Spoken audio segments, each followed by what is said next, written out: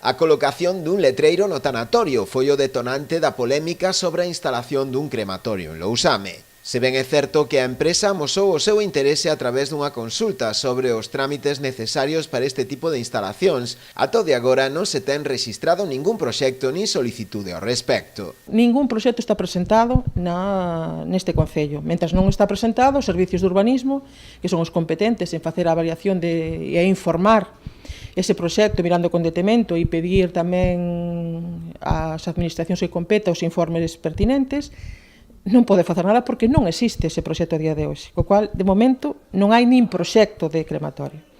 Que despertou a alarma, e a nós tamén nos molestou, que aparecesen un día nunha fachada dese edificio unhas letras que poñían crematorio. Inmediatamente, a min cando me enseñan esa fotografía, porque non o vi, está na parte posterior e a veces non te fixas porque non pasas por ali, chamamos ás persoas que coñecíamos de contacto que pasasen por aquí por urbanismo inmediatamente e mantivemos unha reunión o responsable de urbanismo, o aparellador, o arquitecto técnico e eu mesma. Entón, lle dixemos que facían aí un cartel, unha información de algo que non existía, o que a nós non nos constaba e que aparte fóramos a comprobalo que non existía. Neste punto, a alcaldesa quixo tranquilizar aos veciños que xa manifestaron a súa inquedanza ante este tipo de instalación.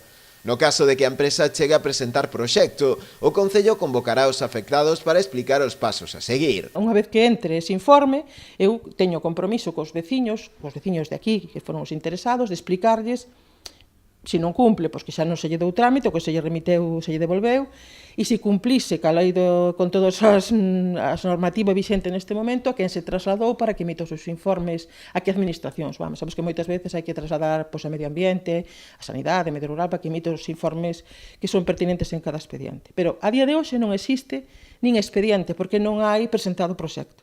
Teresa Villaverde mostrouse tamén moi crítica ante o uso partidista deste tema, que están tentando realizar algunhas formacións políticas, segundo ela, desinformando a cidadanía.